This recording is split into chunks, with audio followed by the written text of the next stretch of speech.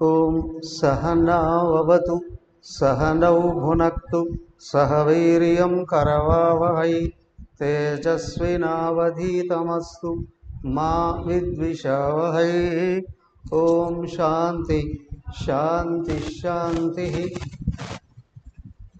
ఓం గురుర్బ్రహ్మా గురుర్విష్ణుః గురుర్దేవో మహేశ్వరః గురురేవ పరం బ్రహ్మ తస్మై శ్రీ గురవే నమః. ఓం ప్రపన్న పారిజాతాయ తోత్రవేత్రైకపాణయే జ్ఞానముద్రాయ కృష్ణాయ గీతామృతదుహే నమః. ఓం సచ్చిదానందరూపాయ విశ్వోత్పత్యాదిహేతవే తాపత్రయ వినాశాయ శ్రీకృష్ణాయ వయం నమః.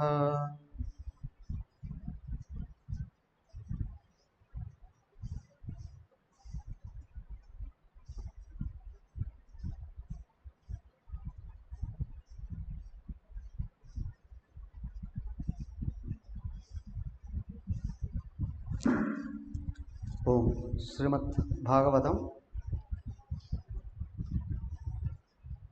దశమస్కందం ఉత్తరార్థంలో 59వ అధ్యాయానికి వచ్చాం. చూడండి. రాజోవాచ యదాహతో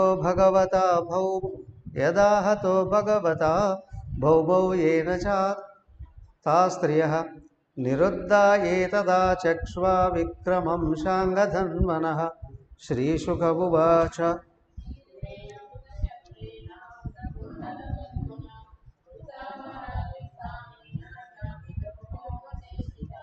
సభార్య గరుడారూఢ ప్రాగ్జ్యోతిషపురం యయౌ గిరిదుర్గైశస్త్రదుర్గైర్జలాజ్ఞ నిలదుర్గమం మురపాశాయుతైర్ఘోరైః దృఢైః సర్వతావృతం గదయా నిర్భిభేదాద్రీన్ దుర్గాణి సాయకైః చక్రేణాగ్నిం జలం వాయం మురపాశాంస్తదాసినా.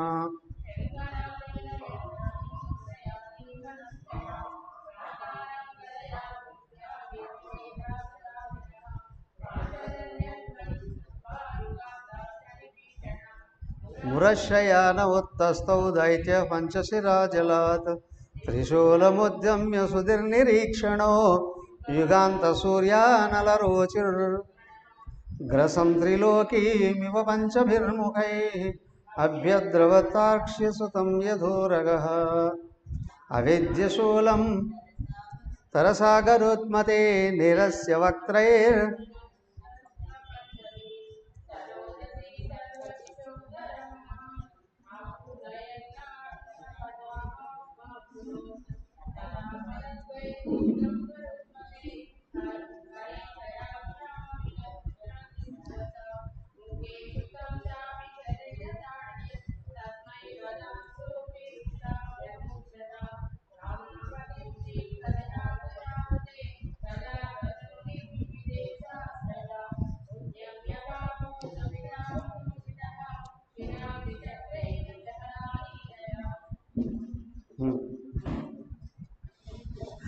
ఏమైంది?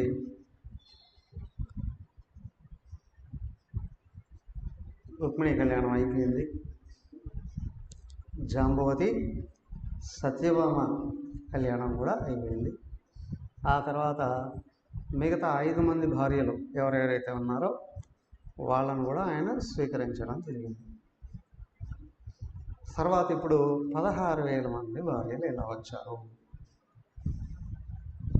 ఆ విషయాన్ని అంతటినీ చక్కగా బాగా బోధన చేస్తూ ఉన్నారు. చూడండి 59లో రాజోవాచ యదాహతో భగవత భూమో ఏన స్థాస్ అని అడుగుతున్నాడు మహాత్ముడు. అది పరీక్ష మహారాజు అడుగుతున్నాడు. ఓహో శుకబ్రహ్మ, అయ్యా శ్రీకృష్ణ భగవానుడు నరకాసురుని చంపి 16,000 మంది అమ్మాయిలను పెళ్లి చేసుకున్నాడు అని అన్నారు కదా, అది ఎలా జరిగింది? ఆ విషయాన్ని మాకు కూలంకషంగా బోధిస్తారా అని అడిగారు. ఆయన తెలియపరుస్తూ ఉన్నారు. ఏమైంది అంటే,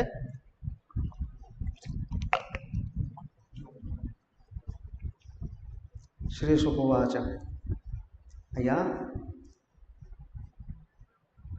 నరకాసురుడి చేత వరుణుడి యొక్క ఛత్రం, వరుణుడు కూడా దేవతల్లో ఒకడే కదా, వాళ్ళ తల్లి అదితి, ఆమె యొక్క కర్ణ కుండలాలు, ఆ తర్వాత మేరు పర్వతం, దేవతలకు నిలయం అంటారు, అక్కడ మణిపర్వతము అని ఒకటి ఉంటుంది, దాన్ని కూడా అపహరించుకొని వెళ్ళిపోయాడు. ఎవరు? నరకాసురుడు. ఈ విషయాలన్నిటినీ కూడా ఇంద్రుడు శ్రీకృష్ణుడికి తెలియపరిచాడు. ఏమయ్యా రాక్షసులకి ఇదేనా పని అంటే, అట్లాంటి పనులు చేస్తారు కాబట్టి రాక్షసులు అని అంటారు. కష్టపడి సంపాదించుకున్నాడు అండి, నిజాయితీపరుడు అండి, ధర్మాత్ముడండి, ఎవరిది ముట్టడండి, 5 పైసలు కూడా ఎవరిది ముట్టుకోడండి.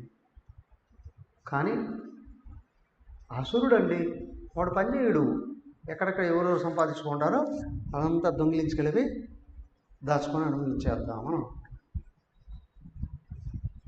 ఇలాంటి అసురులు అప్పుడున్నారా ఇప్పుడున్నారా? ఎప్పటికీ ఉంటారు, రూపాంతరం చెందుతూ ఉంటారు. అవునా? రూపాంతరం చెందుతూ ఉంటారు, పేర్లు మారుతూ ఉంటాయి కదా. అలాగే వీడు ఇవన్నీ తీసుకుని వెళ్ళిపోయి, అయ్యా వాడు దాచుకుని అనుభవిస్తున్నాడు అయ్యా అని చెప్పి శ్రీకృష్ణుడికి ఇంద్రుడు తెలియపరిచాడు. అప్పుడు శ్రీకృష్ణుడు ఆలోచన చేశాడు,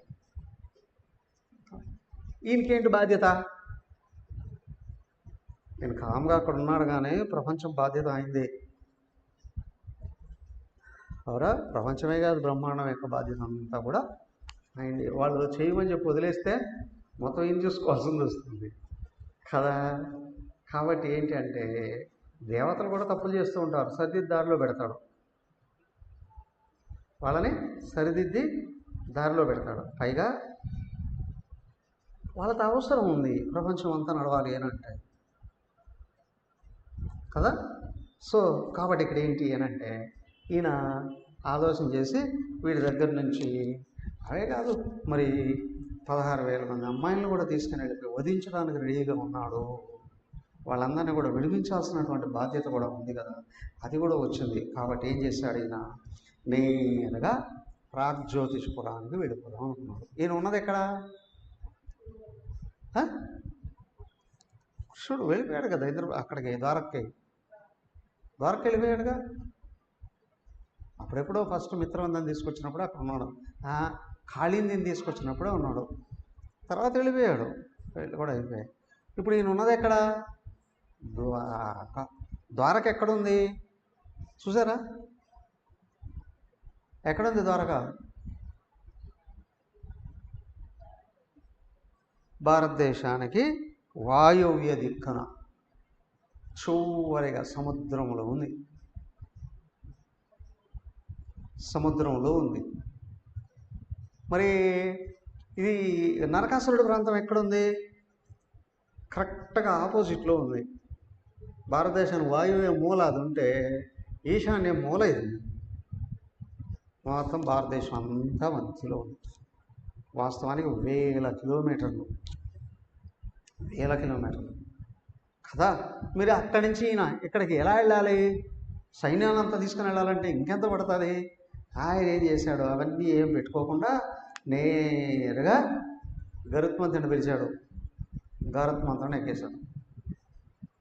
గరుత్మంతుడిని ఎక్కి వెళుతూ వెళుతూ వెళుతూ ఉంటే ఏమైంది, ఈమె సత్యభామది నేను కూడా వస్తాను అని. అవునా? ఆయన పిలిచాడా? పిలవలే. మరి ఎలా వస్తానని ఆమెకి ఎందుకు కలిగింది? వెళ్ళేది ఏమైనా సినిమాకా, పార్కుకా, విహారయాత్రకా? యుద్ధానికి కదా. ఆమెను ఎలా వస్తానని ఎలా ఉంది? ఇదే ప్రేరణ. అర్థమైందా? ప్రేరణ భగవంతుడిదే. ఎందుకు? ఆ భూదేవి యొక్క ప్రతిరూపమే ఇక్కడ సత్యభామాదేవి. అవునా? వాడెవరు? భూదేవి కుమారుడు. వాడికి తండ్రి ఎవరు? విష్ణుదేవుడే. అవునా? అక్కడున్నారే విష్ణుదేవుడు, భూదేవి, వీడికి తల్లిదండ్రులు కదా. ఇప్పుడు ఈయన ఎందుకు వెళ్తున్నాడు? కొడుకుని చంపడానికి. అది ఏంటండి? ఆయన గుర్తుందా లేదా? ఆయన గుర్తుంది కానీ ఆమె గుర్తులేదు. అవునా? ఆమె గుర్తులేదు కదా. ఓకే, ఒకవేళ ఆయన చంపేసి వచ్చాడు అని అనుకోండి. అవునా కదా. ఆయన ఎందుకు చేయాల్సింది వస్తుంది ఆయనకు తెలుస్తుంది. మరి ఈమెకు తెలుస్తుందా? ఈయనకి తెలుస్తుందా? లేదు. దెబ్బలాడేది ఎవరు మళ్ళీ? ఆమె దెబ్బలాడుతుంది. అవునా కదా. ఆమె వెళ్ళి చంపేసి రాపో అన్నప్పటికీ కూడా మళ్ళీ గుర్తొచ్చిందంటే ఆమె దెబ్బలాడుతుంది. కాబట్టి ఈయన ఏం చేశాడు? ఆ నింద ఈయన మీద పడకుండా ఉండడానికి నెమ్మదిగా లోపల నుంచి ప్రేరణ ఇచ్చాడు. ప్రేరణ ఇచ్చి రా. అవునా? తీసుకుని వెళ్ళిపోయాడు. వెళుతూ వెళుతూ తన మీద వెళ్ళాడు కదా, గరుత్మంతుడి మీద వెళ్ళాడు. ఆ మూల నుండి ఈ వెళ్ళిపోయాడు. వెళుతూ వెళుతూ అత్యంత ఏది అవన్నీ హిమాలయాలే కదా. సైడ్ నుంచి ఇటు మొత్తం హిమాలయాలే. అన్నీ చూసుకుంటూ చూపిస్తూ తీసుకొని అక్కడికి వెళ్ళిపోయాడు. ప్రాచ్యురీశ్వరం. ఆయన వెళుతున్నాడు. వెళుతుంటే ఇవన్నీ కూడా వచ్చేసాయట. ఏమిటి? కౌమోదకి అనే గద, సుదర్శన చక్రము, నందకం అనే కత్తి, ఆ తర్వాత పాంచజన్యం శంఖం, శంఖ చక్ర గద, ఇవన్నీ వచ్చేసాయి. ఆయుధాలు కదా అవన్నీ కూడా ఆయన వెంట వచ్చేసాయి. ఓకే, వెళ్ళిపోయాడు అక్కడికి వెళ్ళేటప్పటికి ఏమిటి? వాడు రాజ్యం బలమయ్యే కొద్దీ మొట్టమొదట ఏం చేస్తారు? సైన్యాన్ని బలపరుచుకుంటారు. రాజ్యం బలంగా ఉండాలి అని అంటే సైన్యం బలంగా ఉండాలి. అవునా? మొన్న ఇండియా మీదకి వెళ్ళి 40 మందిని చంపేసి వచ్చేసిస్తే ఎంతమంది చంపారు కదా. 40 మంది చంపేసి వచ్చేస్తే ఇండియా భయపడిపోయి పరుగులెత్తిపోయి ఎందుకు? వాళ్ళకి అనుభవం. ఎందుకు? ప్రారంభం నుండి కూడా మొట్టమొదటి ప్రధానమంత్రి దగ్గర నుండి కూడా ఇండియా మీదకి వెళ్ళి ఏదైనా గొడవ చేసి చూస్తే వాళ్ళు రాజీకి వస్తారు. ఇది తీసుకురా బాబు.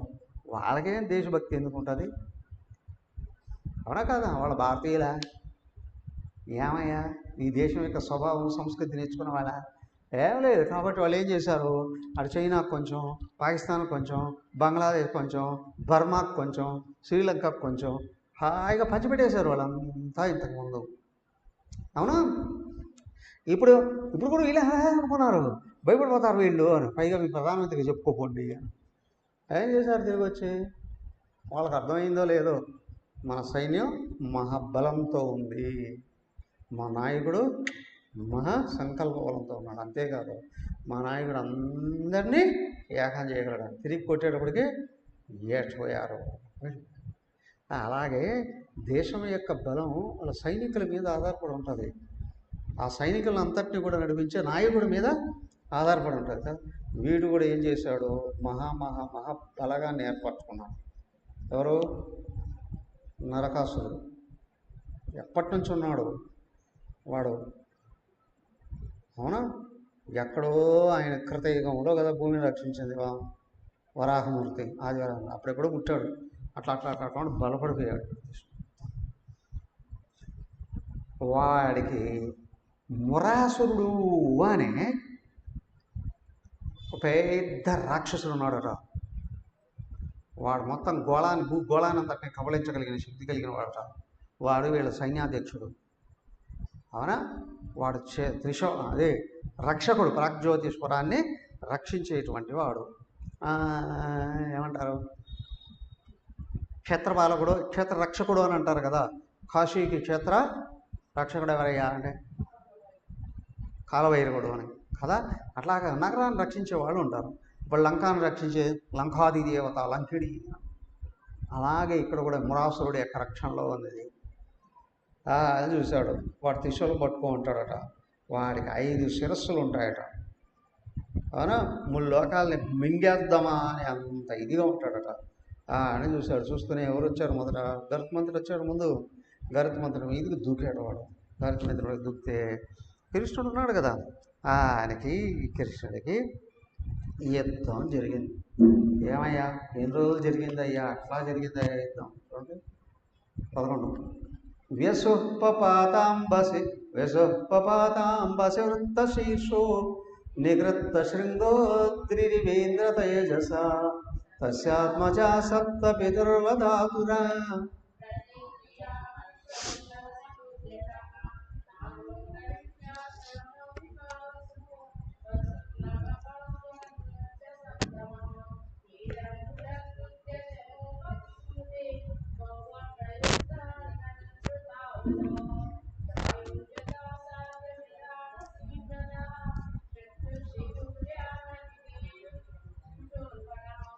తచ్చస్త్రకూటం భగవాన్ సుమార్గణై అమోఘ వీర్య స్త్రీలశ్చకర్త తాన్వేషముఖ్యాననయత్యవక్షయం నివృత్త శీర్షోరుభుజాంగ్రివర్మణ స్యానీకపానచ్యుతచక్రసాయకై తదా నిరస్తాన్ నిరీక్ష దుర్మర్షణ అస్త్రవన్మదై ఘజై పయోధి ప్రభవైర్నిక దృష్ట్వా సవార్యం సూర్యోపరిష్టాత్ కృష్ణం సతస్మై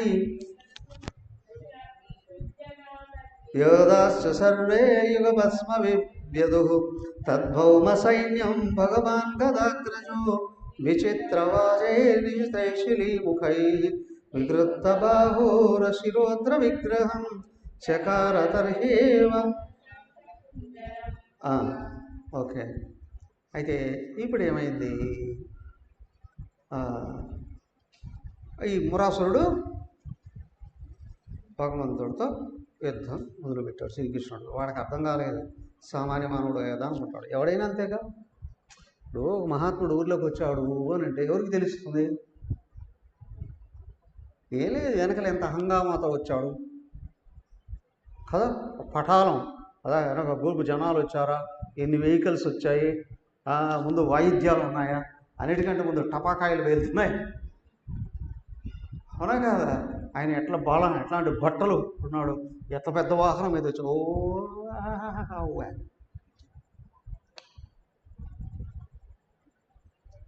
ఎలా తెలుస్తుంది?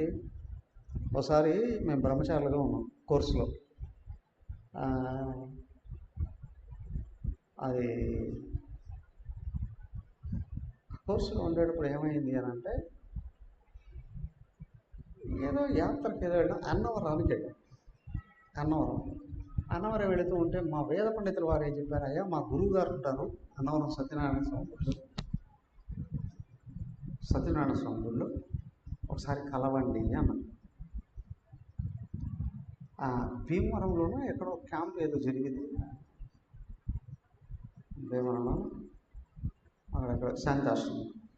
అన్నవరానికి వెళుతున్నామంటే ఆయన వేద పండితులు వారు చెప్పారు, మా గురువు గారు శ్రీరామ శర్మ అని ఆయన 4 వేదాలు చదువుకున్నారు కంఠోపాఠం. 4 వేదాలు చూడకుండా చెప్పేస్తారు. ఒకసారి కలవండి అయ్యా. ఓ సంతోషం కదా, అంతకంటే ఇంకేముంది అనుకుని మేము ఏం చేసాం, అంత దేవాలయం అంతా చూస్తూ అందరిని పురోహితులందరినీ అడుగుతూ వస్తున్నాం, అయ్యా శ్రీరామ శర్మ గారు ఎక్కడ ఉంటారంటే. చివరికి ఏంటంటే ప్రారంభం వచ్చి గణపతి గుడి ఉంటుంది, గణపతి గుడి దగ్గర ఉంటారు. అక్కడికి వెళ్ళిన తర్వాత అక్కడ ఒక ఆయన స్తంభం దగ్గర అక్కడ కూర్చొని పాత బట్టలే మళ్ళీ పంచి ఉంటాయి కదా చేసుకుని చెప్పుకుంటున్నాం. నేరుగా వెళ్ళి ఆయన్ని అడిగాం, ఏమయ్యా మా గురువు గారు, మా వేద పండితుల వారి గురువు గారు శ్రీరామశర్మ గారు ఇక్కడ ఉన్నారట, చెప్పగలరా? మీరెవరు? ఇట్లాగే చిన్మయ మిషన్, చిన్మయారాయణ ఆశ్రమంలో శారదామాత గారు శిష్యులు హనుమత్ శర్మ గారు మాకు ఈ విధంగా వేదం చెప్తూ ఉంటారు. మీరు ఏం చేస్తున్నారు అని, మా బ్రహ్మచారి కోర్సు అయిపోయింది, ఇప్పుడు ఒకసారి కూర్చోండి అన్నాను. కూర్చోండి అన్న తర్వాత ఆయన నేనే శ్రీరామశర్మ గారు, ఈ రామశర్మ గారిని నమస్కారం. పెద్ద ఆయన, చిన్నపిల్లలు మేము, మాకెంత 25 ఏళ్ళు. పెద్ద ఆయన మాట్లాడుతూ అయ్యా మీరు ఏం చేస్తున్నారు? ఆయన అన్నాడు, 3 వేదాలు అయిపోయాయి, 4వ వేదం కంఠోపాఠం చేస్తుంది, బాగా చూస్తాం, చదువుకుంటాం. 4వ వేదం అధర్వణ వేదం అంటే 4 వేదాలు కలిసిన పండితుడు ఎలా ఉంటాడు? 2 ఆశీర్వచన మంత్రాలు ఇస్తే చాలు వాళ్ళంతా జపమాలు వేసి ఇంత విభూతి ముట్టాలు పెట్టి శరగోపం చేత బట్టి ఘనంగా చదువుతాడు. వాడికి వచ్చిన మంత్రం ఒకటే, అది కూడా సగం వస్తుంది కదా. ఈయన అవునా 4 వేదాలు తర్వాత రిక్వెస్ట్ చేసాం, అయ్యా గాయత్రి మంత్రాన్ని సామవేదంలో మీ నోటికుండా వినాలనుకుంటున్నాం. ఆయన అలా చూస్తాం, మీరు గాయత్రి చేస్తారా? చాలా ఏళ్ళ నుంచి చేస్తున్నాం, మా గురువు గారు ఉపదేశం చేస్తాం, మేము చేస్తాం. సరే వినండి, ఒక గాయత్రి మంత్రమే 1/2 గంట చెప్తాడు. గాయత్రి మంత్రం ఎంతసేపు పడుతుంది? నిదానంగా చెప్పిన ఒక 20-30 సెకండ్లు. ఆయన 1/2 గంట గాయత్రి మంత్రం. ఎన్ని స్వరాలండి దానికి, ఒక అక్షరానికి ఎన్ని, సామవేదంలో. అవునా? ఆయన చూడండి, అంత పెద్ద పండితుడు ఆ దేవాలయంలో ఎంత నిరాడంబరంగా మొదలుకొచ్చి ఉన్నాడు. అయ్యా బాహ్యంగా హంగామాలను పెంచే కొద్దీ లోపల జ్ఞాపక శక్తి ఎగిరిపోతుంది, విషయ చింతనలోకి పరుగులు తీస్తుంది, దృష్టి తమస్సులో పడిపోతుంది, ఆలోచన రజోగుణంలో విజృంభిస్తాయి. కానీ ఎవరికి దైవం మీద దృష్టి ఉందో, జ్ఞానం మీద దృష్టి ఉందో నిరాడంబరంగా ఉంటారు. ఆడంబరాలు నిజంగా లోపల గొప్పతనం అంటే ఏ ఆడంబరాలు కావాలి? అవునా కదా? మెప్పుదల ఎవరి నుండి కావాలి? భగవంతుడి నుంచి కావాలి. అవునా? బయట ఎవరి నుంచి కావాలి కదా? అయితే లోపల భగవంతుడిని చూడగలిగిన వాడికి ఇవన్నీ గుర్తొస్తాయి. లోపల భగవంతుడిని చూడలేకపోతే ఏం చేస్తారు? అప్పుడు బయట చూడడం, ఎవరెవరు నన్ను గౌరవిస్తారా చూస్తారు బయట వాళ్ళు. ఎందుకు? ఇందుకే వేరే ఏముంటుంది ఇంకా? ఎందుకో లేకపోతే శాలువలు కప్పుతారో కిరీటాలు పెడతారో కదా. కానీ అందరికంటే గొప్పవాడు అస్సలు ఉన్నవాడు ఒక్కడే అని తెలిసిన తర్వాత, గొప్పతనం అంతా ఆయనదే అని గుర్తించిన తర్వాత ఇంక దృష్టి బయటికి వెళ్ళదు కదా. ఇక్కడ ఉన్నది ఎవరు? సాక్షాత్తు భగవంతుడు భరతమైత్రమైన వచ్చాడు. వాడేమనుకుంటున్నాడా ఆ రాక్షసుడు? నాకంటే గొప్పవాడు ఎవడు లేడు అని అనుకుంటున్నాడు. అవరా చంపేస్తాను అని అనుకున్నాడు. ఈయన ఆట జరగాలి కదా, ఏదైనా అట్లా వచ్చేసి ఇట్లా పూడ్చేసి వెళ్ళిపోతే ఇంకేముంది? ఇప్పుడు కురుక్షేత్రం అంతమంది ఉన్నారు, కృష్ణుడు అనుకుంటే అందరిని చంపడానికి ఎంతసేపు పడుతుంది? ఏం చేయాల్సిన అవసరం లేదు, అందరిలో ఉన్న ఆత్మని ఇంటికి లాగేస్తే చాలు. ఇప్పుడు గేట్ లోపలికి వచ్చామంటే ఎన్ని బల్బులు వెలుగుతున్నాయి? చాలా వెలుగుతున్నాయండి, అవునా కదా? అన్నీ ఆపడానికి ఎంత టైం పడుతుంది? అవునా? మెయిన్ స్విచ్ ఆపితే సెకండే, అవునా కదా? అలాగే ఈయన కూడా మెయిన్ స్విచ్ ఆపేస్తాడు, రాని అందరూ పోతారు ఒకేసారి. కానీ అది ఆట కాదు కదా, అది ఆట కాదు కదా. సినిమా తీస్తాడు డైరెక్టరు, సంవత్సరాల కొద్దీ తీస్తారు, 2 గంటల్లో చేస్తాడు. అలాగే ఇక్కడ కూడా ఈయన కూడా ఆట ఆడించాలి కదా. అసలు వాడు అనుకున్నాడు నాకంటే గొప్పవాడు ఎవరు లేడని. వాడు వెనక కూడా సైన్యం ఉన్నాను. ఆ సైన్యం 3 ప్రాకారాలలో 3 రకాల సైన్యాన్ని అంతటినీ పెట్టాడట వాడు. 3 రకాల సైన్యం పెట్టాడట. భగవంతుడు వాళ్ళందరినీ తలకాయలు గడ్డి దించినట్టు దించి పారేసాడు, వరుస పెట్టాడు అందరం. అవురా, ఆ తర్వాత ఏమైంది? ఈయన వాడొచ్చాడు చివరికి. ఎవరు? నరకాసురుడు వచ్చాడు. వాడొచ్చి పెద్ద అణుబాంబు అంటారే, శతఘ్ని, అలాంటి ప్రయోగాలు చేశాడట భగవంతుని మీద. ఏం చేస్తాయి ఇవన్నీ? ఇన్ని మొత్తం తీసి పారేశాడు ఆయన. చూడండి 17. యానియోడై ప్రయుక్తాని శస్త్రాస్త్రాణి కురుద్వః హరిస్తాన్యచ్చిన తీక్ష్ణై శరైరేకైక శస్త్రభిః ఉక్యమాన గరుత్మతాహన్యమానాస్తుండపక్షభై పురమేవావిషన్నార్థ నరకో యుజ్యత దృష్ట్వా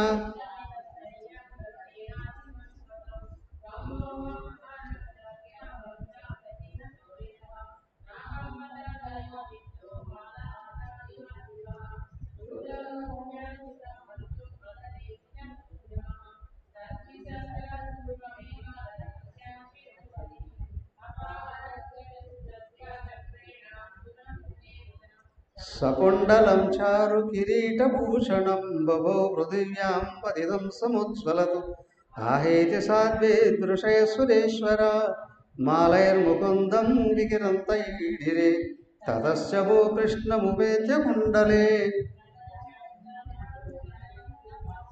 సవైజయంత్యా వనమాలయార్పయతు ప్రాచేత సంఛత్రమదో మహామణిం హస్తౌషీఢ శ్వేషం దేవీ దేవవరార్చితం ప్రాంజలి ప్రణత రాజన్ భక్తి ప్రవణయా ధియా. అప్పుడు వరుసగా ఖండించి పారేశాడు ఆయన. జనాలు, గుర్రాలు, ఏనుగులు, మనిషి కాల్బలం అంటారు జనాలు, అంతా రాక్షసులే. అందరూ పరిగెత్తుకుంటూ వస్తూ ఊనాను గరుత్మంతుడు చంపడానికి ట్రై చేస్తున్నారు, కృష్ణుడు కొట్టడానికి ప్రయత్నం చేస్తున్నారు. అవునా? ఆ పైన ఆమె ఎవరు? సత్యభామది.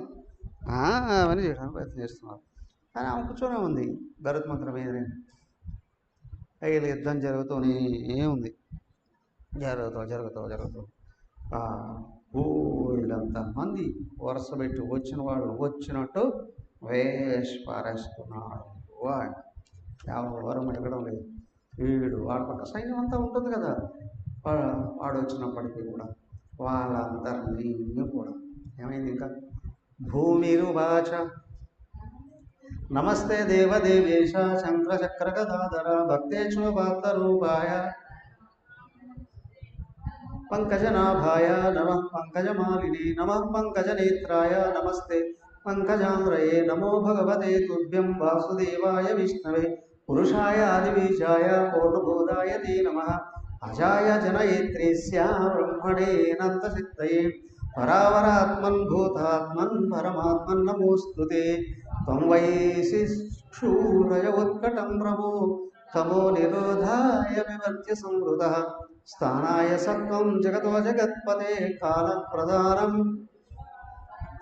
అహం పయో జ్యోతిరథానిలోర్భో మాత్రాణి దేవ కర్తా మహానిత్యఖిలం చరాచరం తస్మాశోయం తవ పాదపంకజం భీత ప్రపన్నార్తిహరోపస్ తత్పాలయైనం గురుహస్తపంకజం శిరస్య ముఖ్యాఖిల కల్మష సుఖభువాచ. భూమిరువాచ, భూదేవి చెప్తుంది. యుద్ధం భయంకరంగా ఎక్కడ జరుగుతుంది యుద్ధం. దాంట్లో పాల్గొంది ఎవరు? సత్యభామని చూసింది కృష్ణ భగవానాన్ని పొగుడుతూ ఉంది. ఒక్కసారి నమస్తే దేవదేవీశ, దేవతలకే దేవైన శంఖచక్ర గదారూపాయ ఉపాత్తరూపాయ భక్తుల యొక్క కోరికలను తీర్చేటువంటి స్వరూపం కలిగినటువంటి వాడు. నమోస్తుతే పరమాత్మనే, అయ్యా నీకు నమస్కారం పరమాత్మ. నమః పంకజనాభాయ, పంకజనాభుడు పద్మాన్ని నాభి కలిగినటువంటి వాడు. నమః పంకజమాలిని, ఆ పద్మాన్ని మెడలో మాలగా కలిగిన వాడు. నమః పంకజనేత్రాయ, పద్మాలు అంటే నేత్రాలు కలిగిన నమః పంకజాంగ్రయే. ఆయన పాదాలలో కూడా ఆ చేతాలలో కూడా పద్మాలు ఉంటాయట. అనా నమో నమోవతే నమో భగవతే తుభ్యం. అయ్యా నీకు నమస్కారం, వాసుదేవాయ విష్ణువే, వసుదేవ సుతుడు అయినటువంటి విష్ణువు అయినటువంటి వాడు, పురుషాయ ఆదిబీజాయ పూర్ణబోధాయ అనమాట. ఒక్కసారి మీకు లోపల నుండి అనుకుంటూ వచ్చింది. ఇదంతా ఉపాసన మంత్రాలు ఇవి. ఒక భయంకరమైనటువంటి శత్రువులు ఎదురైతే అవరా అందరినీ జయించేవాడు, అందరినీ రక్షించేవాడు లోపల ఉన్న భగవంతుడే. రక్షించేవాడు ఆయనే, శిక్షించేవాడు ఆయనే. అది గుర్తుంచుకోగలగాలి. ఎప్పుడు బాగా కష్టం ఎదురయ్యింది అని అంటే లోపల ఆయన్ని ఆర్తిగా తలుసుకోగలిగితే, ఆర్తిగా ప్రార్థించగలిగితే ఏమవుతుంది? ఆయన చూసుకుంటాడు. ఇప్పుడు ఎవరైనా ఒకరు కష్టపెట్టారో అని అనుకోండి, వాళ్ళ మీద కోపం వస్తుంది, తాపం వస్తుంది, వ్యతిరేకత వస్తుంది, అవునా, శత్రుత్వం వస్తుంది. లోపల అందరూ ఒకటైన భావం ఎగిరిపోతుంది. కానీ నాకు భగవంతుడు కావాలి అనుకున్న వాడికి, భక్తుడికి సమస్యలు వస్తాయి రావా? వస్తారావా? అందరూ అనుకుంటారు వాడు భక్తుడు, వాడికేం చేసిన అమాయకుడు కదా. నిజమైన భక్తుడు అన్నీ తెలుసు, కానీ భగవంతుని ప్రార్థిస్తాడు. భగవాన్, అందరిలో ఉన్నది నువ్వే, అన్నీ చేయించేది నువ్వే, శిక్షించేది నువ్వే, రక్షించేది నువ్వే. అయ్యా నాకు నువ్వు కావాలి, నన్నేం చేయమంటావో చెప్పు. అవునా? నేను తలుచుకుంటూ కూర్చుంటా, అన్నీ నువ్వే చేసే అనడు. అన్నీ నువ్వేగా, నీ ఇష్టమైనట్టు చేసుకో అనడు. భగవద్గీత అంతా బోధించిన తర్వాత కృష్ణుడు ఏమన్నాడు? అర్జున, చెప్పాల్సిందంతా చెప్పేశానయ్యా, నువ్వు బాగా చదివి అదే అర్థం చేసుకొని నీకు ఇష్టమైంది చెయ్యవయ్యా. మళ్ళీ అన్నాడు, అర్జున నువ్వు నాకు చాలా ఇష్టం కాబట్టి నీ మనసు నా ఎందే పెట్టు, బుద్ధి నా ఎందే పెట్టు, నా కొరకే పని చేయి, నన్నే లక్ష్యంగా పెట్టు. అక్కడ ఇష్టం వచ్చిన నడుచుకోమన్నాడు కదా. మళ్ళీ అంటే అయ్యా నీ ఇష్టము అని అంటే నువ్వు తరించాలని కోరుకో, దానికి అనుగుణంగా నడుచుకో. అర్థమైందా? నాకు ఇష్టమైనట్టు చేసుకుంటా కదా, నువ్వే చెప్పావు కదా నాకు ఇష్టమైనట్టు చేసుకుంటా. అవునా? మనుషులు కూడా గురువుల దగ్గరికి, స్వాముల దగ్గరికి, దేవుడి దగ్గరికి కూడా వచ్చేవాళ్ళు కూడా నేను చెప్పాడు ఇష్టమైనట్టు చేసుకోమని. నువ్వు చెప్పేదే నేను చేశా. ఏం జరిగినా నీ ఇష్టమే. మంచి జరిగితే నా ప్రతిభ అంటాడు చెడు జరిగితే కదా ఏమవుతుంది? సహజంగా కష్టాలు దుఃఖాలు వస్తే నీకే అంటాడు, సుఖాలు లాభాలు వస్తే నాకే అంటాడు. స్వార్థపరుడు. 99% సుఖాలు ఇచ్చి 1% కష్టాలు ఇచ్చినా ఆ 99% గుర్తుంచుకోడు, ఈ 1% పట్టుకొని విమర్శిస్తాడు. వాడిని కృతజ్ఞనుడు అంటారు. కృతజ్ఞత కావాలి. అవునా? అప్పుడేమవుతుంది? భగవంతుడు చెప్పిన సూచన ఇస్తాడు కదా. కాబట్టి ఇక్కడ ఏంటి అంటే అమ్మవారు పక్కనే కూర్చొని, ప్రకృతి మాత కదా దేవి, ఆమె ఆయన పొగుడుతుంది, అయ్యా అంతా నువ్వే కదయ్యా. ఇక్కడ పంకజ పంకజ పంకజ పంకజ ఉంటాయి. ఎందుకు ఇన్నిసార్లు అంది? పంక అంటే మట్టి, బురద, భూమి, మట్టి. అందరూ పుట్టింది ఎక్కడి నుంచి? అక్కడనే. అందరూ తిరిగేది ఎక్కడ? అందరూ తినేది ఏంటి? అవునా కదా? అందరూ పెరిగేది దేనివల్ల? ఒకసారి చూసండి,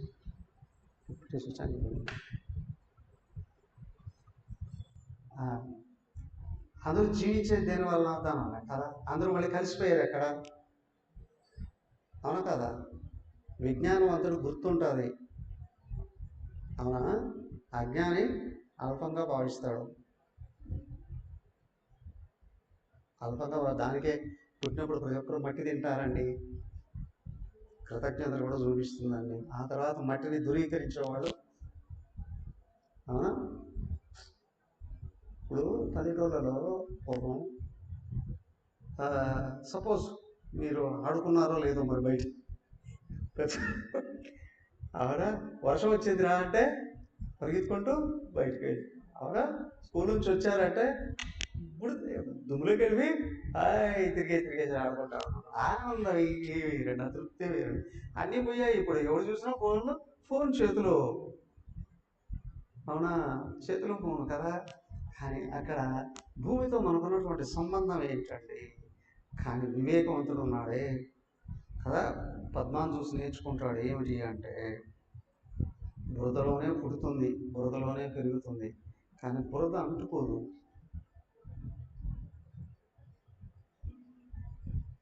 బురద అంటుకోదు. దానికి ఏంటంటే అందరూ ప్రపంచంలో ఉండాల్సిందే, ప్రపంచంలో ఉండాల్సిందే కదా. కానీ ప్రపంచం వైపు మనం ఏ దృష్టితో చూస్తే అది కనిపిస్తుంది. ఏమండి, సరైన వివేక వైరాగ్య దృష్టితో చూస్తే ఏం కనిపిస్తుంది? ఏది ఉందో అది కనిపిస్తుంది. ఒకటి, వెనకల భగవంతుడే అందరిలో, కానీ వాళ్ళ వ్యవహారాలన్నీ సమంగా ఉంటాయా? 199 మంది వ్యవహారాలు ఇట్లా ఉంటాయి. అర్ధకామాల కోసమే రాకులాడడం, కొట్టుకోవడం, దెబ్బలు తినడం, అవునా, ఏమేమి తిరుగుతుంటాయి. ఉన్నదని అంతా అది తెలియాలి, ఇది తెలియాలి, కానీ నీ లక్ష్యం ఏదో అట్లా ఆక్కుని వెళ్ళిపోతుంది నీ జీవితాన్ని. నువ్వు, అవునా, నిజంగా ప్రశాంతంగా సుఖంగా ఉండదలుచుకున్నావా?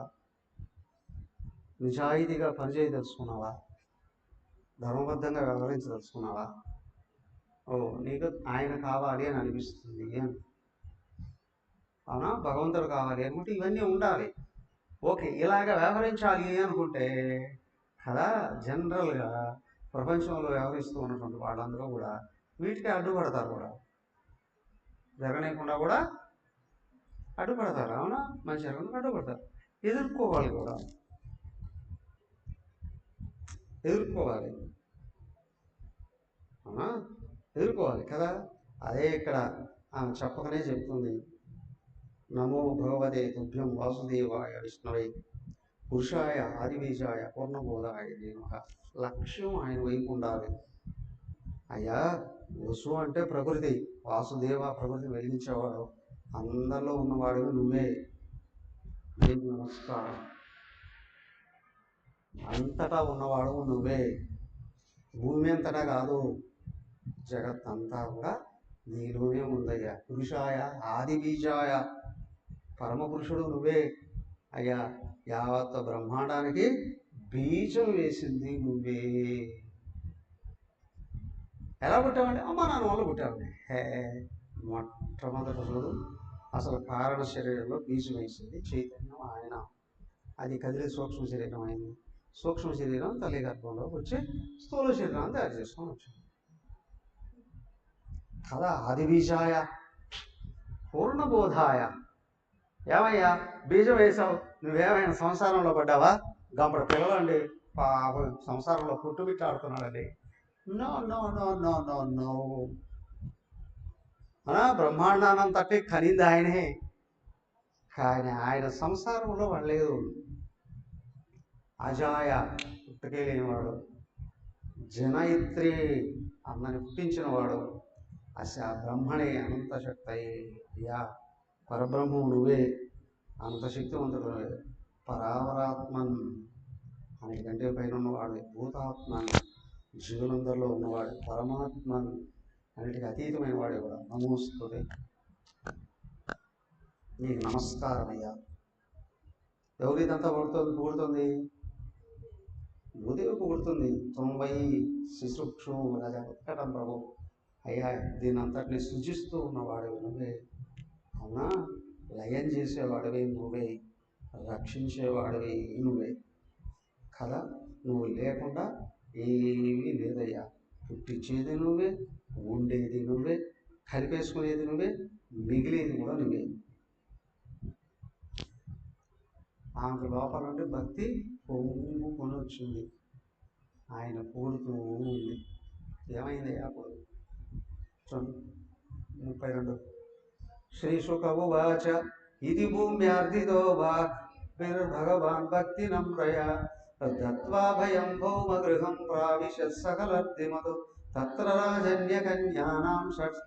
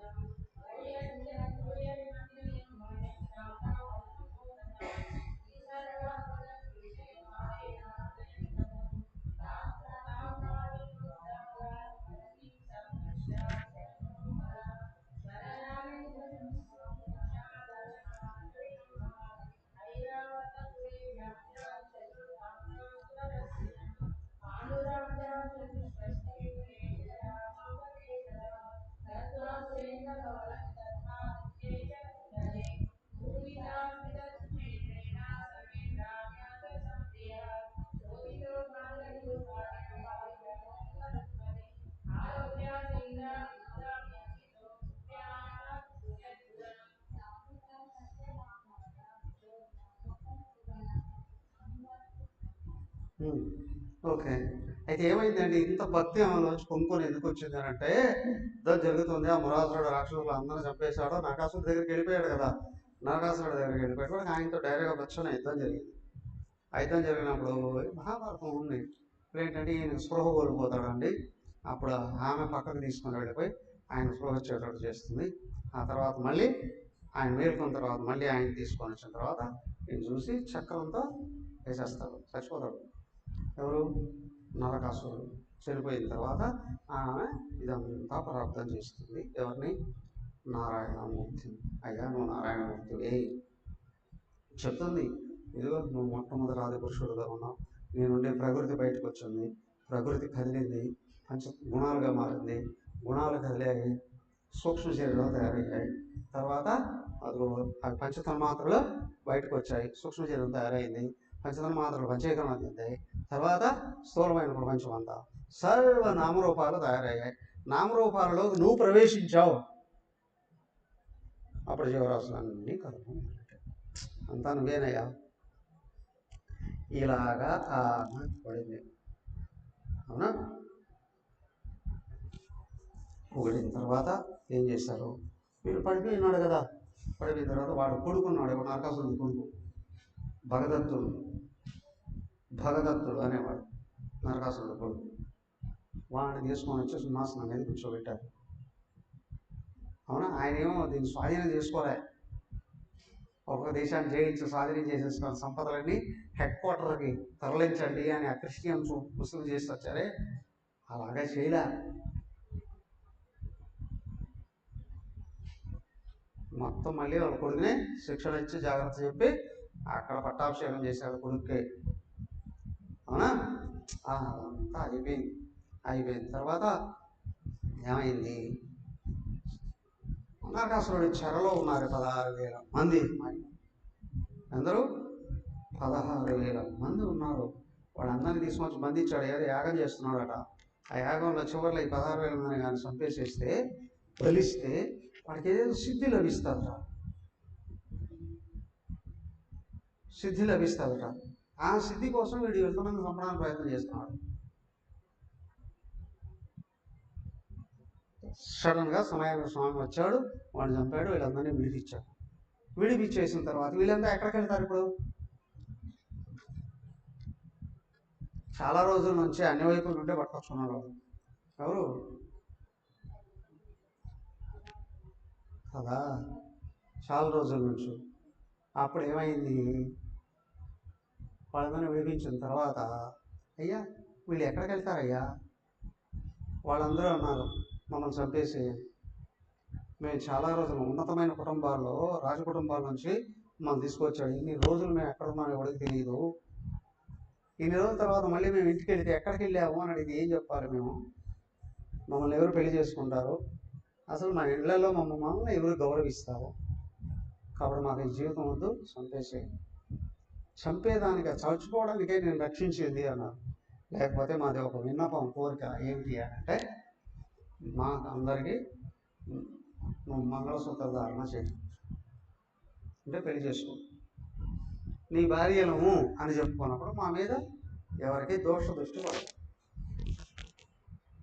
అవునా? పడేందంటే ఫలానాడు భార్య అన్నప్పుడు వాడు మహారాజు భార్య లేకపోతే రోడ్డు పని చేసేవాడు భార్య, ఒక భార్య అన్నప్పుడు వేరే వాడికి దోష దృష్టి కలగదు. రక్షణ అక్కడే ఉంటుంది. అవునా? అది గుర్తుకే పెళ్ళయిందా లేదా అనడానికే మంగళసూత్ర ధారణ, కొన్ని చిహ్నాలు ప్రదర్శిస్తాను. కాబట్టి వాళ్ళందరినీ ఇప్పుడు పెళ్లి చేస్తున్నాం, అందరం పెళ్లి చేసుకున్నాం కదా, ఆయన చేసేస్తున్నాం. అయిన తర్వాత ఇప్పుడు వాళ్ళ దగ్గర అవి ఉన్నాయి కదా, వరుణుడి దగ్గర ఉన్న మణి, అది కూటమా, ఆమెవి అదితిదేవి కర్ణకుండలాలు, వరుణుడిది ఛత్రం. అంతేకాదు వీడు ఇంకా తీసుకొని వచ్చాడు కదా, అదేది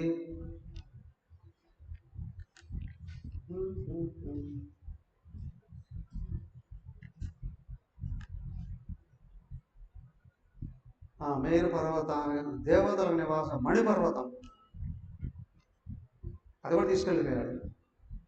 అవన్నీ తిరిగి తీసుకొచ్చాడు, పర్వతం దగ్గర పెట్టేశాడు.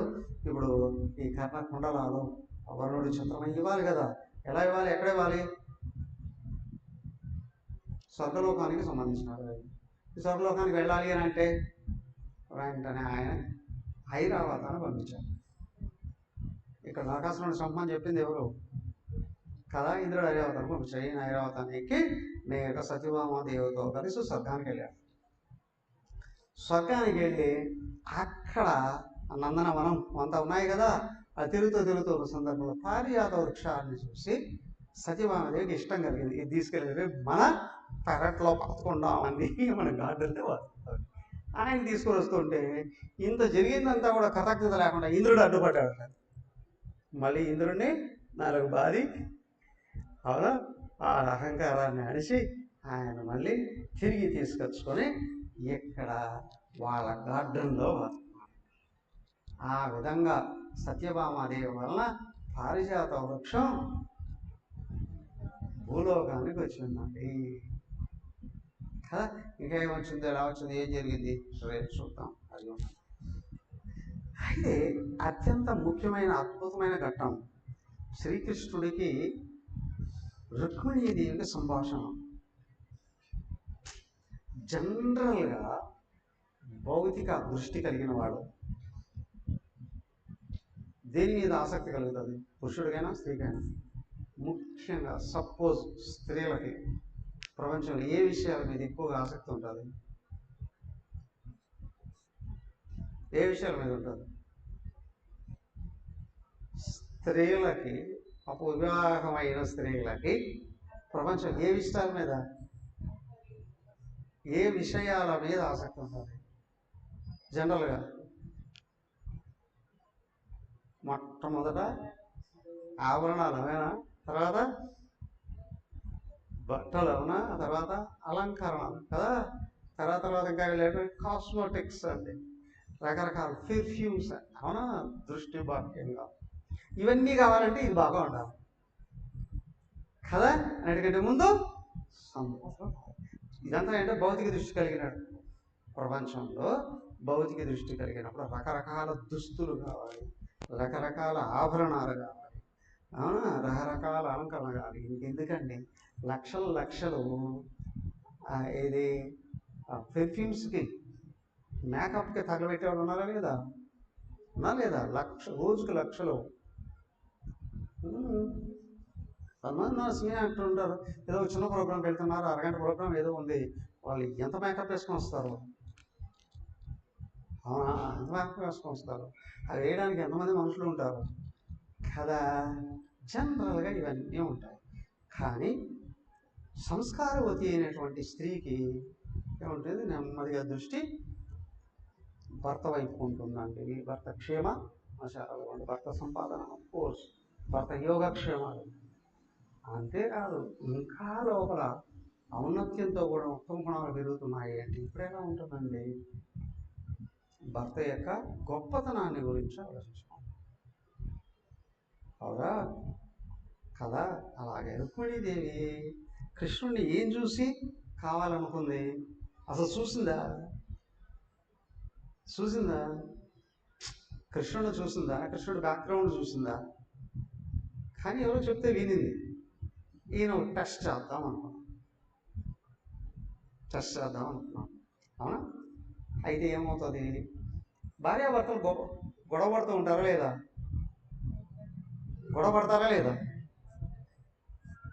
గొడవ పడినప్పుడు ఒకరినొకరు విమర్శించుకుంటారా లేదా? అవును కదా. మీరు ఏమైనా అనండి, ఒకరి మీద ఒకరు జోక్స్ చేసుకోవడం జరుగుతుందా లేదా? అవి కొంచెం పెరిగాయి అంటే ఒకరినొకరు చిన్నపుచ్చడం. అవునా కదా. నువ్వు ఇట్లాంటి వాడు, అది మీ అమ్మ నాన్న ఇట్లాంటి వాడు, మీ కుటుంబం ఇట్లాంటిది, అవునా కదా. వస్తాయి. నేను తెలియజేసుకున్నాను, నేను చేసుకోకపోతే ఇంకెవరిని చేసుకుంటే నాకు భర్త వైపు నుండి వస్తాయి, భార్య వైపు నుండి కూడా ఖచ్చితంగా వస్తూ ఉంటాయి. ఏమండి అలాంటివి ఎందుకు వస్తాయండి?